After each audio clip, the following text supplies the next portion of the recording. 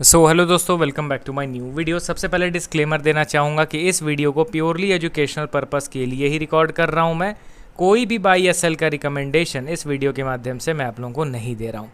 अब ध्यान दीजिए कि आज इस वीडियो में टोटल 3 ऐसे स्टॉक्स के बारे में हम लोग बात करेंगे जो नो डाउट फंडामेंटली काफ़ी स्ट्रांग है एंड अभी ये एक ज़बरदस्त स्ट्रेंथ दिखा रहे हैं as per technical chart pattern.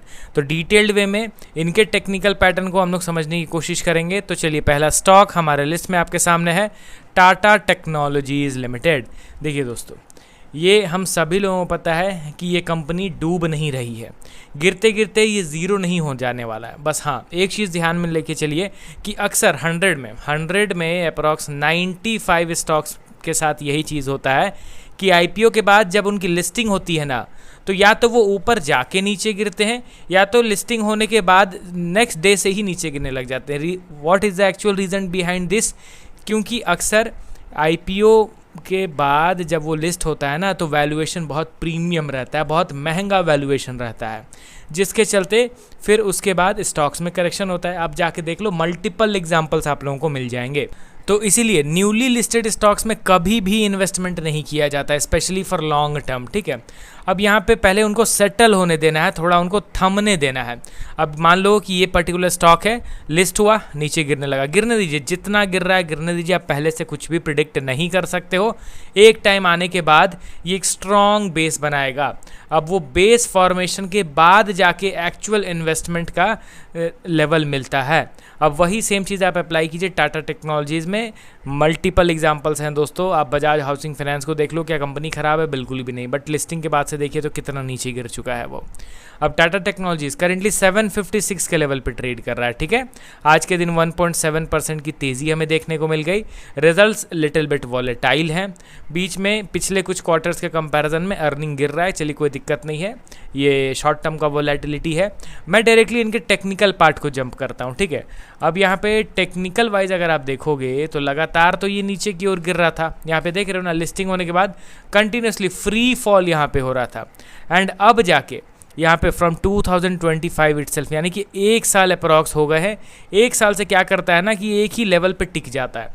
देखिए, पहले लगातार गिर रहा था बट अब ये नीचे नहीं गिर रहा है, अब ये एक ही लेवल पे कंसोलिडेट करने लग गया। इट मीन्स क्या है कि लिटिल बिट बायर्स का पार्टिसिपेशन यहाँ पे बढ़ रहा है, जिसके चलते यहाँ पे बेस का फॉर्मेशन हो रहा है। As simple as that.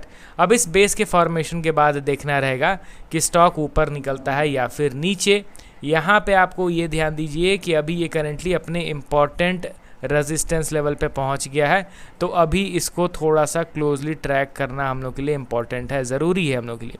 ये देखिए, ये रेजिस्टेंस मैंने ड्रॉ कर लिया। ठीक है, अब यहाँ पे स्टॉक नीचे गिर रहा है। ठीक है, लगातार लोअर हाई एंड लोअर लो के फॉर्मेशन के साथ अब ये बन गया हमारा रीसेंट रेजिस्टेंस लेवल। इस रेजिस्टेंस पे ये पहुंच गया है। ध्यान दीजिए कि यहाँ से यहाँ तक में कितना परसेंटेज का बाइंग हुआ है, सारी चीज़ों को लेके चलना पड़ेगा ना हमें। तो यहाँ से यहाँ तक में स्टॉक ऑलमोस्ट 60% ऊपर उठ गया है। 60% का रिकवरी हम लोगों ने यहाँ से यहाँ तक देखा। अब इसी मोमेंटम के साथ इस मेजर रेजिस्टेंस का ब्रेकआउट एक्सपेक्ट किया जाएगा क्या? बिल्कुल भी नहीं। ये मेजर रेजिस्टेंस इसीलिए मैं कह रहा हूँ क्योंकि ये ट्रेंड चेंज वाला लेवल है, तो इसलिए ये मेजर रेजिस्टेंस हो गया हम लोगों के लिए।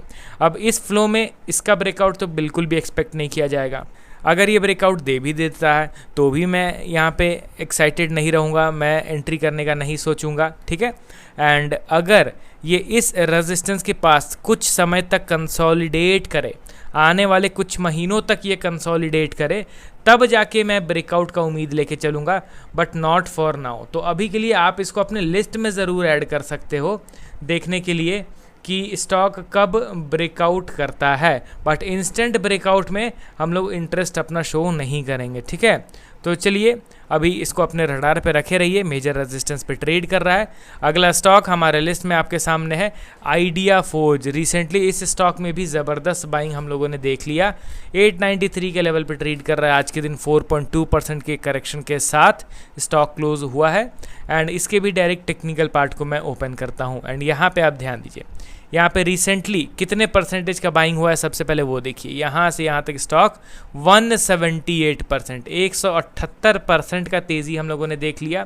प्लस आप ओवरऑल ट्रेंड को अब आइडेंटिफाई कीजिए, तो ओवरऑल आप देखोगे तो ये हमारा मेजर रेजिस्टेंस था, यहाँ से करेक्शन हुआ 52 वीक या फिर ऑल टाइम लो का क्रिएशन हुआ, फिर यहाँ से अगेन ये ऊपर की ओर मूव किया एंड आप देख सकते हो तो ये हमारा एक ट्रेंड लाइन था। नो डाउट इस ट्रेंड लाइन के ब्रेकआउट के बाद ज़बरदस्त तेज़ी भी मिली, बट अब ये बढ़ गया है अपने अगले मेजर रेजिस्टेंस लेवल की ओर। देखिए स्टेप बाय स्टेप हम लोग को बढ़ना रहता है, ऐसा नहीं कि कोई एक रेजिस्टेंस टूट गया तो अब सारे रेजिस्टेंस टूटते चले जाएंगे। हर रेजिस्टेंस पे आपको अलर्ट रहना पड़ता है, कॉशियस रहना पड़ता है। अभी करेंटली ये अपने मेजर रेजिस्टेंस पे पहुंच गया है। मैं यहाँ पे एक लाइन ड्रॉ कर देता हूँ, ये बन गया हमारा मेजर रेजिस्टेंस एंड जिस हिसाब से ये मोमेंटम के साथ अपने इस लेवल तक गया है तो ऑब्वियसली ब्रेकआउट तो एक्सपेक्ट नहीं करूँगा मैं। यहाँ से दो चीज़ें हो सकती है, या तो ये कंसोलिडेट करेगा यहीं पे, या तो यहाँ से एक डिसेंट करेक्शन दिखा के शायद से 600 के लेवल पे आ सकता है। तो इन दोनों में कोई एक कंडीशन शायद होगा। अब देखते हैं कि आने वाले दिनों में किस तरीके का ये बिहेवियर पेश करता है। हालांकि आप अपना पॉइंट ऑफ व्यू बताइए इस हाई मोमेंटम परफॉर्मिंग वाले स्टॉक को लेकर, ठीक है। अब बढ़ते हैं अगले स्टॉक की ओर। लास्ट स्टॉक हमारे लिस्ट में जो मेरा पर्सनल फेवरेट अभी बना हुआ है, नाम है एक्शन कंस्ट्रक्शन इक्विपमेंट लिमिटेड। अभी करेंटली देखा जाए तो 1012 के लेवल पे ट्रेड कर रहा है, 3.6% का आज तेज़ी भी देखने को मिल गया।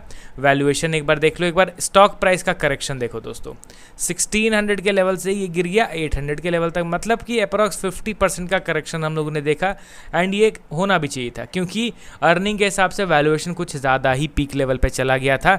अब आप देखिए इस करेक्शन के चलते पी रेशियो 70 से गिर के आ गया था 22 के आसपास, ठीक है। तो हेल्दी करेक्शन हुआ एंड इसी बहाने इनका वैल्यूएशन भी ड्रॉप कर गया। अभी मोर और लेस देखा जाए तो अर्निंग के कंपैरिजन में वैल्यूएशन नीचे है, ठीक है। तो उतना एक्सट्रीम अंडर वैल्यूड तो नहीं कहूँगा मैं, बट ये अच्छा है, वैल्यूएशन इनका अट्रैक्टिव ज़रूर है अभी के टाइम पे। एंड फंडामेंटली दोस्तों ये कंपनी बहुत बेहतर है, अर्निंग का आप यहाँ पे बार देख ही सकते हो एंड ये लॉन्ग टर्म के लिए मैं इसको प्रेफर करता हूँ।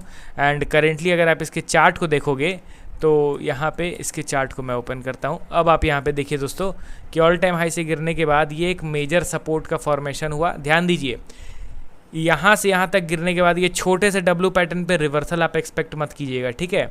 नो डाउट यहाँ पे एक स्ट्रॉन्ग बेस बन ज़रूर गया है, बट यहीं से अब ये अपनी जर्नी को बदल चुका है, ये रिवर्स करके ऊपर की ओर जाएगा, ये इतना हम लोग नहीं सोचेंगे अभी के टाइम पे, ठीक है। यहाँ पे नो डाउट एक ज़बरदस्त स्ट्रेंथ दिख रहा है जो अब तक नहीं दिखा था, अब तक इस तरीके का बेस का फॉर्मेशन नहीं हुआ था, अब एक स्ट्रॉन्ग बेस बना है। यहाँ पे इसको आप अपने वॉच लिस्ट में ऐड कीजिए, मैं इसको वॉच लिस्ट में ऐड कर रहा हूँ एंड 785 ये हमारा परफेक्ट वैल्यू इन्वेस्टिंग वाला लेवल है। एंड यहाँ पे कुछ बुलिश बिहेवियर दिखा तो मैं फर्दर क्वांटिटी ऐड करना प्रेफर करूँगा, but reversal from current market price ये मैं नहीं एक्सपेक्ट करूँगा, ठीक है। तो चलिए टोटल 3 स्टॉक्स के रिगार्डिंग हम लोगों ने बात करा जिसमें किसी भी समय एक ज़बरदस्त बुलिश पैटर्न बन सकता है। तीनों को आप अपने रडार पर रखिए। मिलता हूँ कल नए वीडियोज़ के साथ। Okay then bye bye.